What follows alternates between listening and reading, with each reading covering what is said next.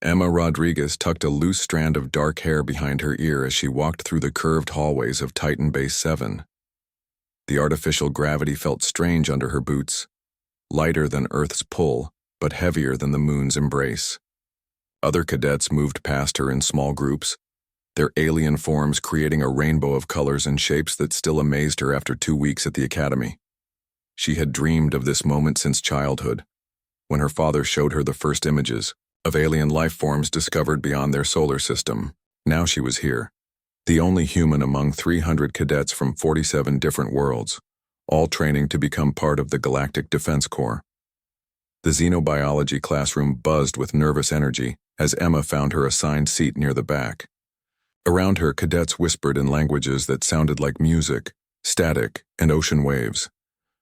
The Avari next to her looked like living crystal, their translucent blue skin catching the light and throwing rainbow patterns on the walls. Across the aisle, a Neptune cadet's tentacles swayed gently as they adjusted their breathing apparatus. Emma opened her datapad and checked the course schedule. Today was survival protocols, focusing on dangerous predators across known space. She had read ahead in the materials, curious about what other worlds considered threatening. Most of it seemed straightforward enough. The classroom door hissed open and Instructor Vale entered with the sharp clicking sound of chitinous feet on metal flooring. The mantis-like being stood nearly 3 meters tall, with 4 arms and compound eyes that could focus on multiple points at once. Their green exoskeleton gleamed under the classroom lights. Cadets, Vale's voice carried through universal translators, mounted throughout the room. Today we begin your education in xenobiology survival. You will learn to identify, avoid, and if necessary, defend against the most dangerous predators in our galaxy. The lights dimmed, and a holographic projector activated in the center of the room. A 3-dimensional image materialized, showing a creature that made several cadets gasp and lean back in their seats. "Behold the shadow stalkers of Proxima 7th, Vale announced. The hologram rotated slowly, revealing a 4-legged creature about the size of a large human. Its body was covered in dark fur that seemed to shift and move even when the animal stood still. Yellow eyes glowed from an elongated skull filled with sharp teeth. These pack hunters possess thermal camouflage that makes them nearly invisible to most detection systems. Their claws can pierce standard combat armor, and they hunt in coordinated groups of 12 to 15 individuals. A chitin cadet's translator crackled as they spoke. "How fast can they run?" "Speeds up to 60 kilometers per hour across rough terrain," Vale replied. "They are persistent hunters capable of tracking prey for days without rest. Even our most experienced soldiers avoid the regions where shadow stalkers roam. The recommended protocol when encountering these creatures is immediate evacuation of the area." Emma raised her hand. The gesture felt natural to her, learned from years of Earth schools. But she noticed it drew confused looks from some of her classmates who used different methods to request attention. "Yes, Cadet Rodriguez." Instructor Vale. "These shadow stalkers look very similar to an animal from Earth called wolves. My species domesticated their ancestors about 15,000 years ago. I grew up with 3 of them living in my house. Has family companions." The classroom fell silent. Even the usual background hum of environmental systems seemed to pause. Vale's compound eyes focused entirely on Emma, their head tilting in what might have been confusion. "Cadet Rodriguez, perhaps you misunderstood the scale of the hologram. These creatures stand 1 meter at the shoulder and weigh up to 50 kilograms. They are apex predators capable of bringing down prey 3 times their size." Emma pulled out her personal communication device and accessed her photo files. With a few touches, she projected images onto her desktop display. The pictures showed a younger version of herself, maybe 10 years old, playing in a grassy yard with 3 large dogs. In one image, she had her arms wrapped around a German shepherd that was nearly as tall as she was. In another, she was throwing a ball while all 3 dogs ran to catch it. "These were my pets," Emma said simply. "Bruno, Max, and Luna. Bruno was the biggest. He weighed about 45 kilograms. They lived in our house, slept in my bedroom, and protected our family. Millions of humans have similar animals as companions." The Avari cadet beside her made a sound like wind chimes in a storm. "You You cohabitated with predators? Voluntarily? Well, yes. Dogs are considered humanity's best friends. They've worked alongside us for thousands of years.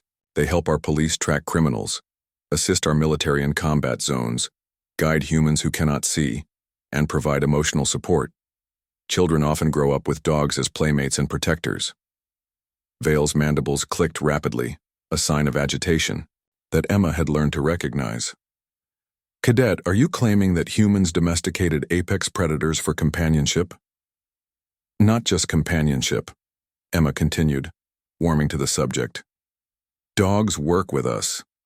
They herd our livestock, pull sleds across frozen terrain, rescue people from avalanches and earthquakes, and some can even detect medical conditions like seizures or low blood sugar in their human partners. She scrolled through more photos, showing images of police dogs, search and rescue teams, and guide dogs leading blind humans across busy streets. The alien cadets leaned forward, their expressions ranging from fascination to horror. A Neptune cadet's translator produced a sound like bubbling water before forming words. Your species breeds predators? We don't breed predators exactly, Emma explained. We bred them to be partners. Over many generations, we selected for traits like loyalty, intelligence, and cooperation. The result is animals that look similar to their wild ancestors but have completely different temperaments. Vale moved to the holographic controls, clearly struggling to regain control of the lesson. Perhaps we should continue with the next species. I'm sure this is an isolated example. The shadow stalker dissolved and was replaced by a new creature. This one was sleeker, with a feline grace that was unmistakable even to alien eyes. It had retractable claws, eyes designed for night vision, and powerful hind legs that suggested incredible jumping ability. The void cats of Kepler Station, Vale announced with what sounded like relief. These solitary hunters are responsible for the abandonment of 3 mining colonies. They can leap 20 meters vertically, see in complete darkness, and their claws can slice through reinforced hull plating. They are perhaps even more dangerous than shadow stalkers because they hunt alone and without warning. Emma's hand went up again.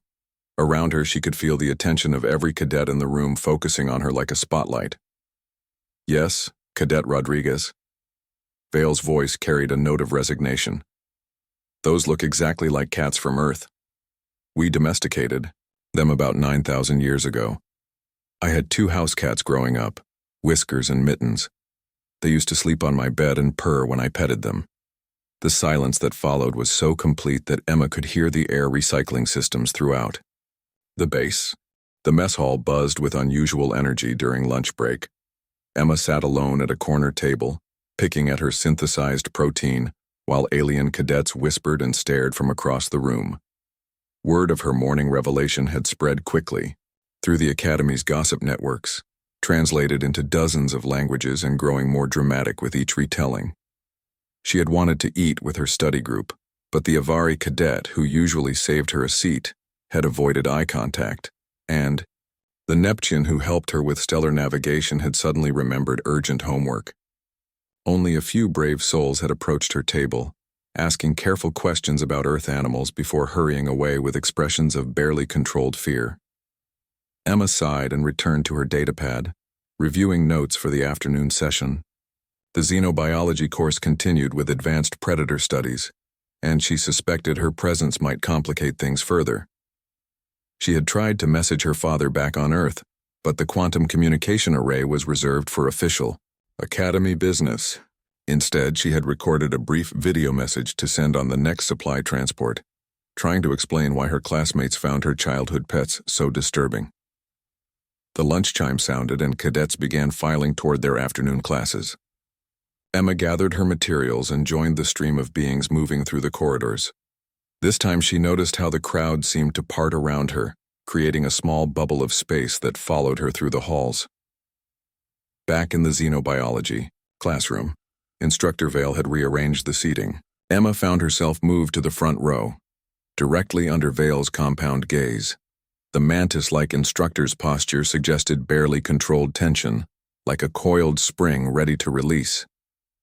This afternoon, we continue our study of galactic apex predators, Vale announced once all cadets were seated.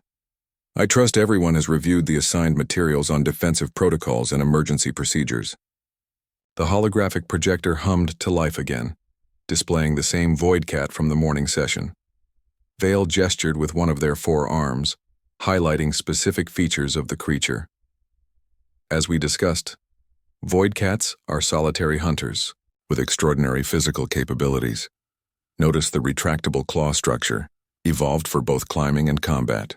These weapons can extend up to 8 centimeters and are sharp enough to penetrate most known materials. Emma watched the hologram rotate, noting how similar the alien predator was to a large Earth cat. The proportions were nearly identical, though this version had 6 legs instead of 4 and slightly larger eyes adapted for the perpetual twilight of Kepler Station. Their hunting strategy involves patience and precision, Vale continued. A void cat may observe potential prey for days, learning patterns and weaknesses before striking. They prefer to attack from above, using their jumping ability to gain tactical advantage. A chitin cadet raised their serrated arm. What is their territorial range? Approximately 50 square kilometers per individual, Vale replied. They mark their territory with scent markers that serve as warnings to other void cats and potential prey species. These markings contain pheromones that trigger fear responses in most sentient beings. Emma raised her hand, and the classroom atmosphere immediately shifted. Conversations stopped mid-whisper, and she could feel dozens of alien eyes focusing on her. Instructor Vale, I'd like to share some additional information about similar creatures from Earth. Vale's mandibles clicked once, sharply. Perhaps it would be better to save questions for the end of class, Cadet Rodriguez. I think this information might be relevant to understanding predator behavior, Emma persisted. On Earth, we have very similar animals called cats. They exhibit the same hunting behaviors you described, but we've learned to coexist with them in interesting ways. Despite Vale's obvious reluctance, several cadets leaned forward with curiosity. The instructor's training emphasized thorough understanding of predator psychology, and practical experience was always valuable, even if it came from an unexpected source. Very well, Vale said finally.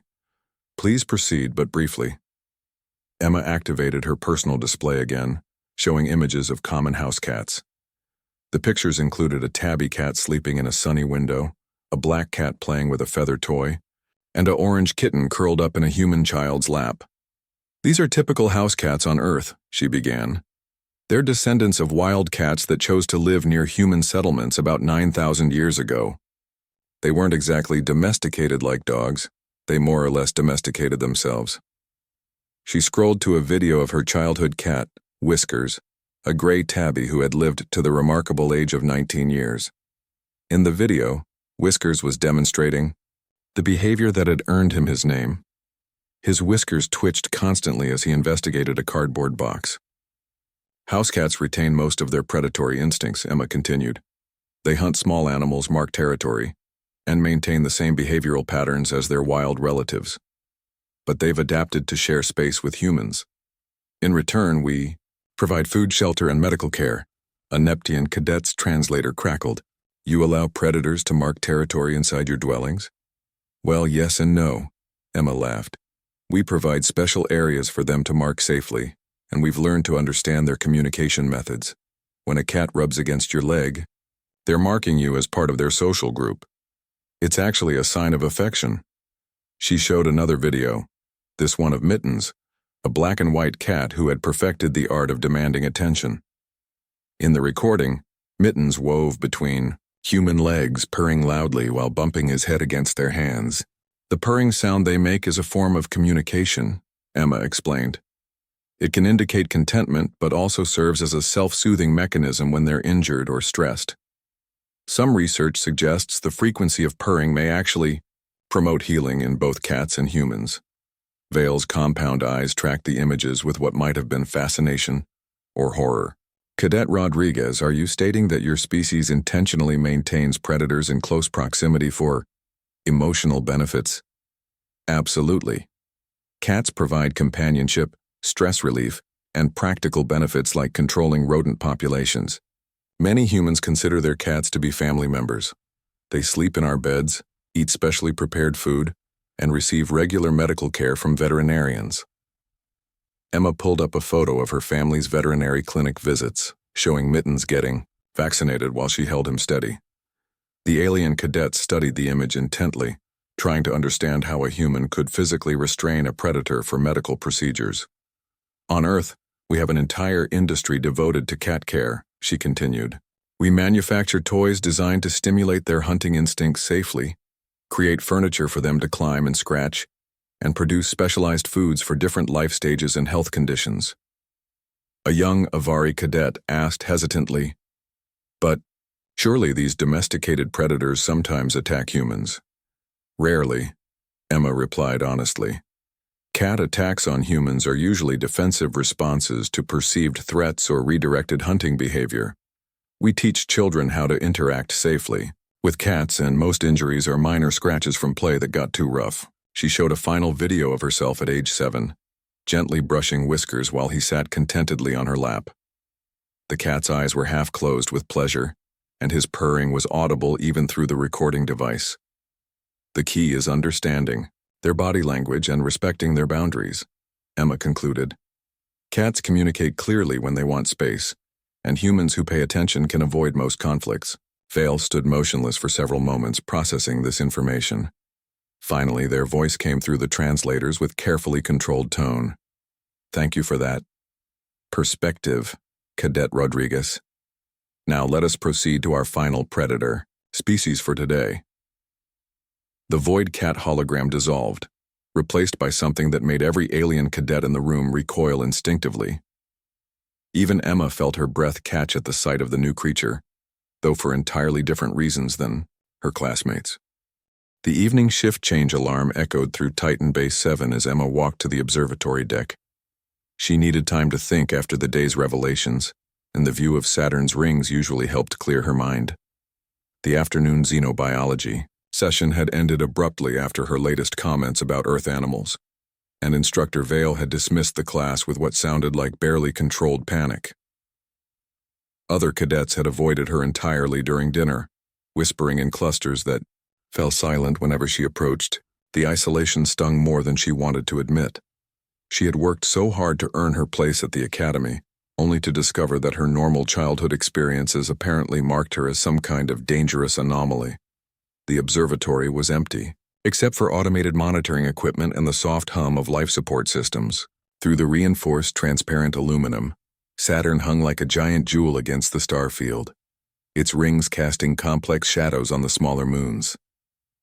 Emma found her favorite viewing alcove and settled onto the padded bench, pulling out her datapad to review the day's events. She had recorded the xenobiology sessions for later study, a habit that now seemed prophetic. Playing back Instructor Vale's presentation on shadow stalkers and void cats, she began to understand why her casual comments had caused such disruption. What seemed normal to her clearly represented something far more significant to the galactic community. Her contemplation was interrupted by approaching footsteps. Emma turned to see Instructor Vale entering the observatory, their chitinous form moving with careful deliberation. The mantis-like being's compound eyes found her immediately, and they approached with what might have been resignation. "Cadet Rodriguez," Vale's voice carried none of the classroom formality. "I hoped I might find you here. We need to discuss today's class." Emma straightened, preparing for what was probably a disciplinary conversation. "I apologize if my comments were disruptive, Instructor. I was only trying to provide relevant information." "Disruptive is an understatement," Vale replied, settling onto a bench designed for their alien physiology. "Your revelations have prompted emergency faculty meetings and direct communication with the Academy Board. What you described challenges fundamental assumptions about predator-prey relationships and planetary classification systems." They paused, seeming to gather their thoughts. "Tell me, Cadet Rodriguez, what do you know about Earth's classification in our databases?" "Only what was in my admission materials," Emma replied carefully. "Class 7 Death World, high gravity, extreme weather patterns, dangerous fauna, the usual warnings about why most species avoid it. Your planet is listed as one of the most hostile environments in known space," Vale continued. "Our xenobiologists assumed humans survived through advanced technology and heavily fortified settlements. The idea that you coexist peacefully with apex predators contradicts everything we understand about evolutionary biology. Before Emma could respond, Vale activated a holographic projector built into the observatory's ceiling.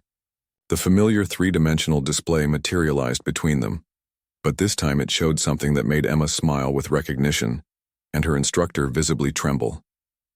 The creature stood nearly 2 meters at the shoulder, with a massive frame that suggested immense strength. Its thick fur ranged from dark brown to nearly black, and powerful claws extended from paws the size of dinner plates. The head was broad and intelligent, with small eyes that missed nothing and jaws capable of crushing bone. "Behold the Ursine Titans of Andromeda Gamma," Vale announced with genuine fear threading through their translated voice. "These are considered the ultimate apex predators in our catalog. They fear nothing, can run at 50 kilometers per hour, despite weighing over 400 kilograms, and have been observed using tools to access food sources." The hologram rotated, revealing the creature's impressive musculature and the intelligent gleam in its eyes. Emma could see why it would terrify species that had never encountered such animals, but to her, it looked remarkably familiar. Ursine Titans are omnivorous, consuming both vegetation and prey animals up to twice their size, Vale continued. They are highly territorial, marking areas up to 100 square kilometers as their domain. No species has ever successfully driven them from territory they claim as their own. Emma found herself leaning forward, studying the hologram with growing amazement. "Instructor Vale, this looks exactly like a bear from Earth. The proportions, the body structure, even the facial features are nearly identical." "Cadet Rodriguez," Vale's voice carried a warning tone. "These creatures have been responsible for the abandonment of entire colonial efforts. 3 separate species attempted to establish settlements on worlds inhabited by Ursine Titans. All 3 colonies were completely destroyed within standard months." "That's probably because they didn't understand bear behavior," Emma said thoughtfully. "These animals are actually quite intelligent and generally prefer to avoid conflict. Most encounters between bears and humans end peacefully if proper protocols are followed." She activated her personal display, scrolling through family photos until she found what she was looking for. The image showed a camping scene from her childhood, several tents arranged in a clearing, a carefully contained campfire, and in the background, barely visible between the trees, the distinctive shape of a large black bear. "This was taken during a family camping trip in Yellowstone National Park when I was 12, Emma explained. "That bear visited our campsite every evening for 3 days looking for food. My grandfather scared it away with nothing more than loud noises and a flashlight." Vale's mandibles clicked rapidly. Your family deliberately entered Ursine Titan territory for recreational purposes?"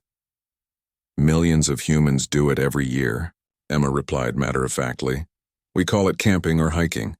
It's considered fun, a way to connect with nature and escape the stress of urban life.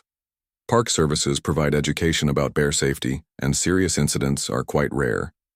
She scrolled to another image, this one showing a group of hikers, including her younger self, standing next to a warning sign covered with information about bear behavior and safety protocols. "The key is understanding how bears think and behave," Emma continued. "They're not aggressive predators looking for fights. They're intelligent animals trying to find food, protect their young, and avoid danger. If you store food properly, make noise while hiking, and give them space when you encounter them, coexistence is entirely possible." The holographic bear seemed to study Emma as she spoke, its intelligent eyes tracking her movements. Vale made a sound like grinding gears, their equivalent of distressed muttering. "Cadet Rodriguez, are you claiming that humans regularly share territory with the galaxy's most feared apex predators?" "Not just share territory," Emma said, warming to the subject. "We've learned to thrive alongside them. Bear populations in North America have actually increased over the past century because of conservation efforts and better management practices. Some communities even consider bears a tourist attraction." She found a video from a wildlife observation platform showing tourists safely watching bears catch salmon from an elevated viewing deck. The massive animals moved through the water with surprising grace, completely ignoring the humans observing them from above. "This is Brooks Falls in Alaska," Emma narrated. "Hundreds of people visit every year to watch brown bears during salmon season. The bears know humans are there, but they've learned that we're not a threat if we stay in designated areas." Vale stood abruptly, their forearms gesturing in what Emma had learned indicated extreme agitation. "This is impossible.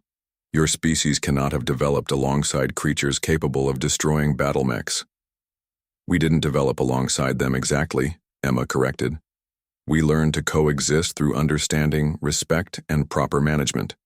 It took centuries of trial and error, and we still have occasional problems, but the relationship generally works." She pulled up one final image, a photograph of herself at age 16, standing next to a park ranger at a bear rehabilitation center. In the background, several young bears played in a large enclosure while adult humans monitored their behavior. "This was taken at a wildlife rehabilitation center where I volunteered," Emma explained. "These were orphaned bear cubs being prepared for release back into the wild. I helped prepare their food and maintain their enclosures under professional supervision." The silence that followed stretched uncomfortably long. Vale stood frozen, their compound eyes fixed on the image of Emma casually working near creatures that the galactic community considered unstoppable killing machines. Finally, Vale's voice emerged through the translators, barely above a whisper. "Cadet Rodriguez, I believe we need to schedule an immediate meeting with the Academy Board. What you're describing may require us to completely reevaluate our understanding of human psychology and planetary classification systems." Emma looked up at her instructor, beginning to realize that her normal childhood might be far from normal by galactic standards. "Is that bad?" "I honestly don't know," Vale replied. "But I suspect your presence here is going to change everything. We thought we knew about apex predators, survival strategies, and the nature of intelligence itself." Through the observatory windows, Saturn's rings continued their ancient dance, unchanged by the revelation that was about to reshape galactic understanding of one small blue planet and its remarkable inhabitants. Emma woke to the sound of her door chime at 600 hours, 3 full hours before her usual alarm. She rolled over in her narrow bunk, hoping whoever it was would assume she was still sleeping and come back later. The chime sounded again, more insistently this time, followed by a formal voice through the communication panel. "Cadet Rodriguez, this is Administrative Aide Ben. Commandant Orion requests your immediate presence in the executive offices. Please report within 15 minutes. Emma sat up quickly, her stomach dropping. In her 3 months at the academy, she had never been summoned to see the commandant. The executive offices were located in the restricted section of the base, accessible only to senior staff and cadets facing serious disciplinary action. She dressed quickly in her formal cadet uniform and made her way through corridors that seemed unusually empty for the morning shift. The few beings she encountered stepped aside with what looked like nervous respect, their alien features displaying emotions she was still learning to read. The executive section impressed her with its size and elegance. High ceilings curved overhead, decorated with artwork from dozens of member worlds. Soft lighting created a welcoming atmosphere that contrasted sharply with the stark functionality of the cadet quarters. Administrative Aide Ben turned out to be a tall, reed-thin humanoid with pale green skin and large, dark eyes. He greeted Emma with professional courtesy and led her through a maze of offices filled with beings she recognized as senior academy staff. "The Commandant will see you now," Ben announced, gesturing toward massive double doors that slid open silently at their approach. Commandant Orion's office occupied a corner of the executive section with windows on 2 sides, offering spectacular views of Saturn's rings and the surrounding moon system. The Avari leader sat behind a desk carved from a single piece of crystalline material, their translucent blue form shifting to deeper purple hues as Emma entered. "Cadet Rodriguez," Orion's voice resonated like wind chimes in a gentle breeze, though Emma detected undertones that suggested anything but calm. "Please take a seat." Emma settled into a chair that adjusted automatically to her human physiology. Around the room, she noticed display cases containing artifacts from various worlds, medals and honors from galactic conflicts, and what appeared to be gifts from diplomatic missions.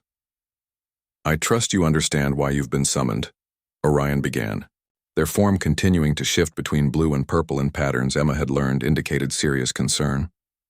"I assume it's about my comments in xenobiology class, sir," Emma replied carefully.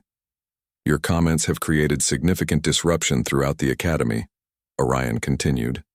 "Within hours of yesterday's session, we received emergency communications from 3 different department heads, 2 requests for psychological evaluation from the medical staff, and formal inquiries from the board of directors." Orion activated a holographic display that showed Emma's academy records, performance evaluations, and what appeared to be newly added psychological assessments. "Your academic performance has been exemplary," the commandant noted. "Top percentile in tactical studies, advanced mathematics, and stellar navigation. Your instructors consistently rate you as intelligent, dedicated, and remarkably adaptable for such a young cadet." Emma felt a moment of relief before Orion's next words. "However, your revelations about Earth fauna have raised serious questions about human psychology and the accuracy of our planetary classification systems. Are you claiming that humans regularly interact with what we consider apex predators?" "Yes, sir," Emma replied honestly, "though we don't really think of them as apex predators. Dogs, cats, and bears are just animals we've learned to live alongside. It's been that way for thousands of years." Orion's crystalline form darkened to deep purple. "Cadet, your planet was classified as a Class 7 death world based on extensive survey data. We assumed humans survived through advanced technology and heavily fortified settlements. The idea that your species thrives alongside creatures capable of destroying our best combat equipment challenges fundamental principles of evolutionary biology." "I'm not sure I understand the problem, sir," Emma said. "These animals aren't really dangerous if you know how to interact with them properly." "Not dangerous?" Orion's voice carried harmonics that suggested disbelief. "According to our xenobiological databases, the creatures you described as pets possess physical capabilities that exceed most of our security systems. How is coexistence possible?" Emma thought carefully before responding. "I think the key difference is that we don't see them as enemies to be defeated. We see them as intelligent beings with their own needs and behaviors.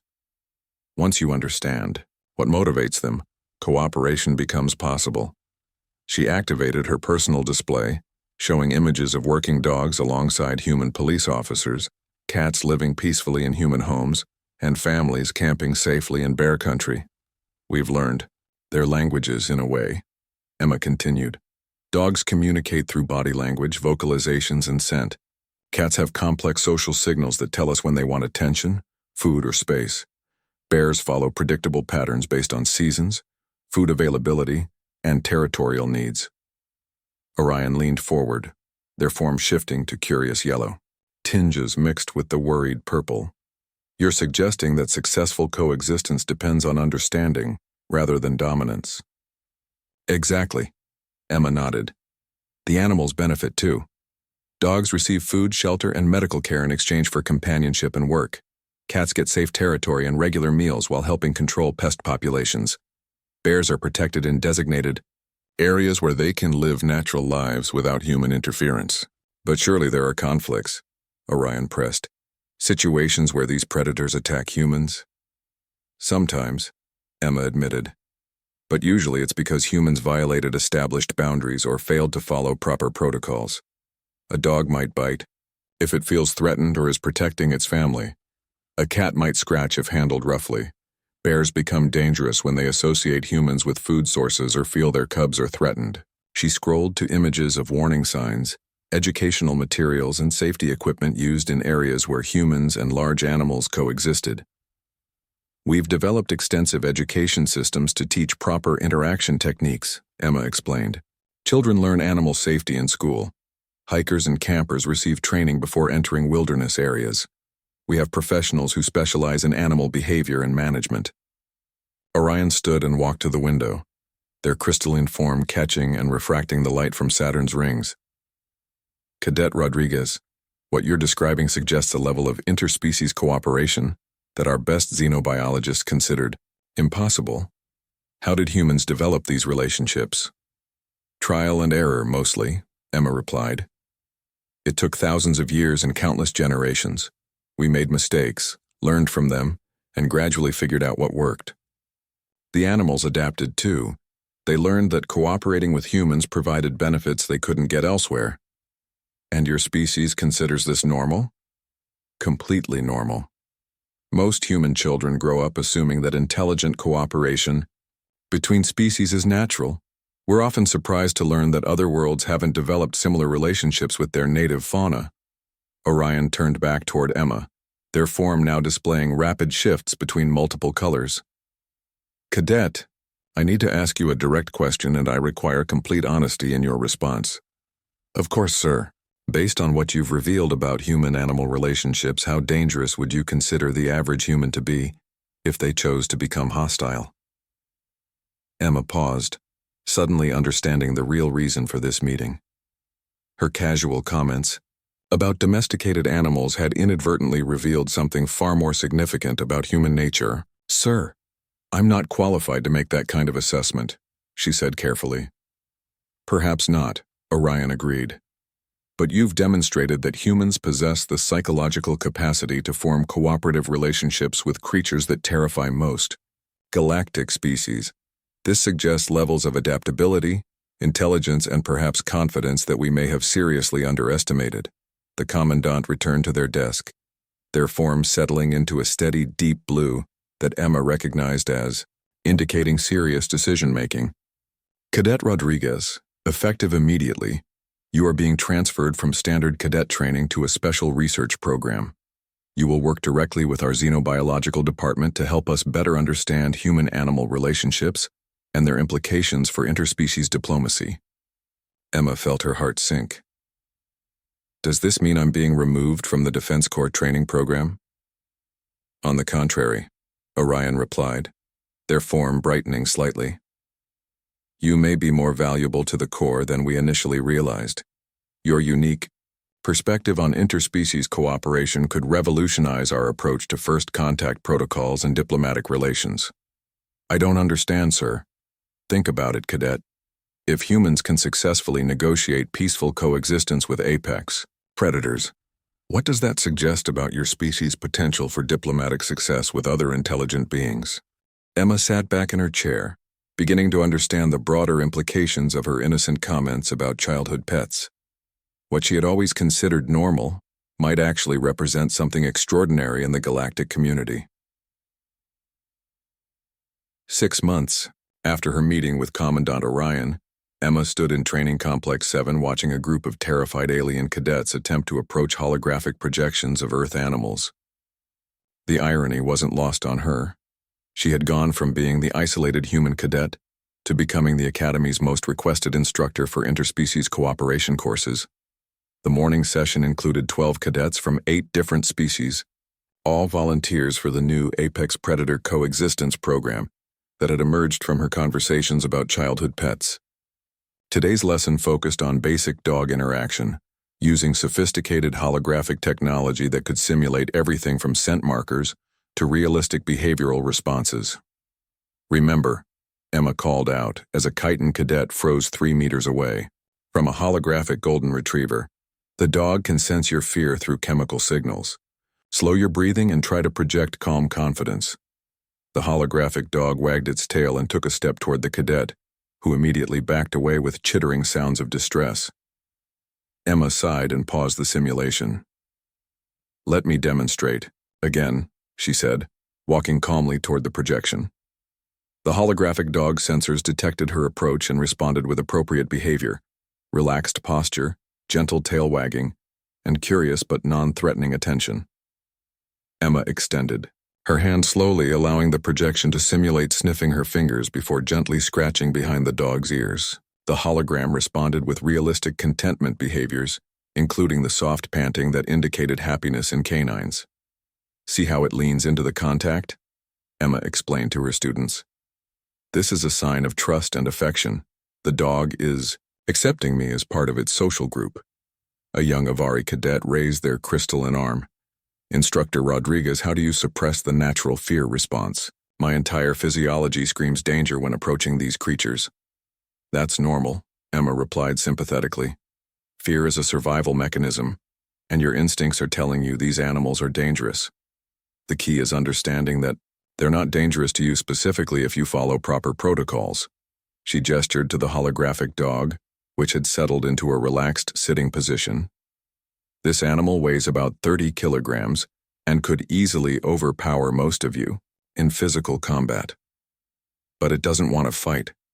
It wants companionship, food, and a safe place to rest. If you can provide or represent those things, the dog sees you as an ally rather than a threat. The morning session continued with mixed success. Some cadets managed to approach the holographic animals, though none achieved the casual confidence that Emma displayed. The breakthrough came during afternoon exercises when a Neptune cadet named Coral successfully completed the full interaction sequence with a holographic cat. "I think I understand now," Coral announced through their translation device after spending 20 minutes gradually earning the projection's trust. "It's not about eliminating fear, it's about managing it while demonstrating non-threatening intentions." Emma nodded enthusiastically. "Exactly. The animals aren't mind readers, but they're experts at reading body language, chemical signals, and behavioral cues. If you approach with respect and patience, most of them will respond positively." After classes ended, Emma made her way to the Academy's new Xenobiological Research Center, a facility that had been expanded significantly since her revelations about Earth animals. Dr. Lila Chen, a human xenobiologist who had arrived 6 months earlier, was waiting with the day's research reports. "The data from the Galactic Survey Corps is remarkable," Dr. Chen announced, displaying holographic charts and graphs. "Since word of your discoveries spread, we've received reports from 47 different worlds describing previously unknown cooperative relationships between intelligent species and their local fauna." Emma studied the data with fascination. "They were there all along?" "Apparently so," Dr. Chen replied. "The problem was that our standard survey protocols focused on threats and resources. Nobody thought to look for positive interspecies relationships because we assumed they were impossible." She highlighted specific examples on the display. "The Meridian system has aquatic sentients who work alongside creatures similar to Earth dolphins.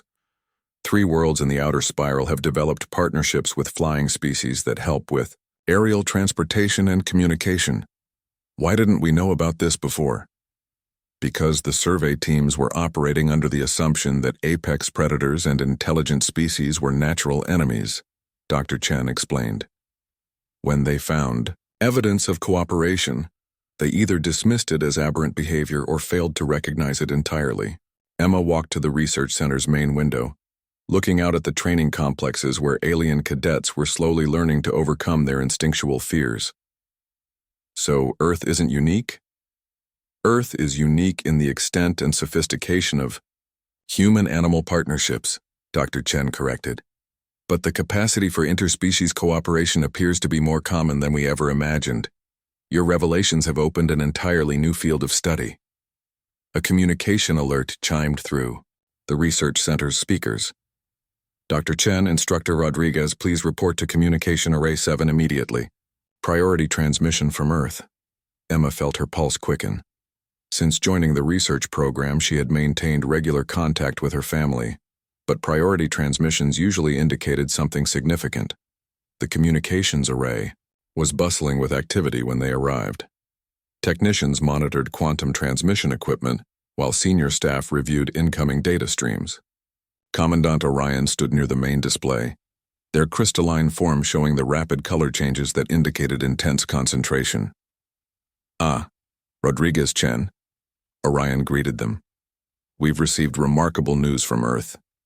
It seems your government has been monitoring our communications and has prepared a comprehensive report on human-animal relationships for Academy review."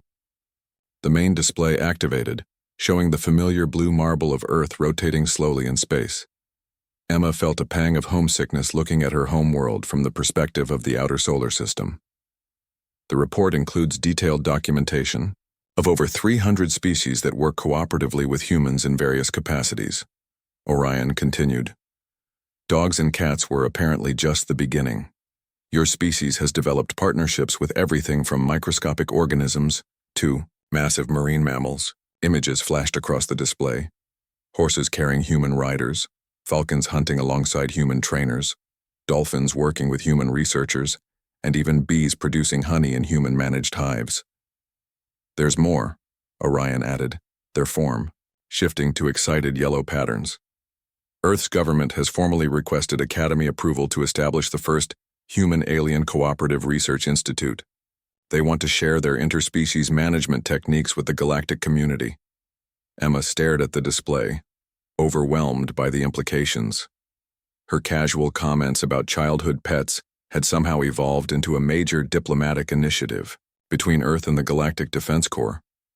"What does this mean for the Academy?" she asked. "It means everything is changing," Orion replied. "Your species has demonstrated capabilities we didn't know existed. The Board of Directors has approved a complete revision of our xenobiology curriculum, expansion of our research facilities, and establishment of new diplomatic protocols based on cooperative rather than adversarial assumptions." Dr. Chen stepped forward. "Commandant, what about Emma's cadet status? Will she be continuing with the standard training program?" Orion's form brightened to a warm golden hue. "Cadet Rodriguez has been selected for accelerated advancement. She will graduate next month with full honors and be commissioned as a lieutenant in the newly formed Interspecies Cooperation Division." Emma felt dizzy with the rapid pace of change. "Sir, I'm honored, but I'm not sure I'm qualified for such responsibility." "Perhaps not by traditional standards," Orion agreed. "But you possess something far more valuable than conventional qualifications. You have the ability to see potential cooperation where others see only conflict. That perspective may be exactly what the galaxy needs." Through the communication array's speakers, a familiar voice crackled across the quantum transmission from Earth. Emma recognized her father's voice immediately. "Emma, we're so proud of what you've accomplished out there. Your mother wants you to know that Bruno, Max, and Luna are all doing well. They miss their favorite human, but I think they'd be proud to know their pack leader is teaching the galaxy about friendship." Emma smiled, thinking about her 3 dogs back on Earth and the alien cadets who were slowly learning that the galaxy's most feared predators might actually be its greatest teachers about cooperation, trust, and the possibility of friendship across species boundaries. The universe suddenly seemed much more interesting and far less lonely than anyone had ever imagined.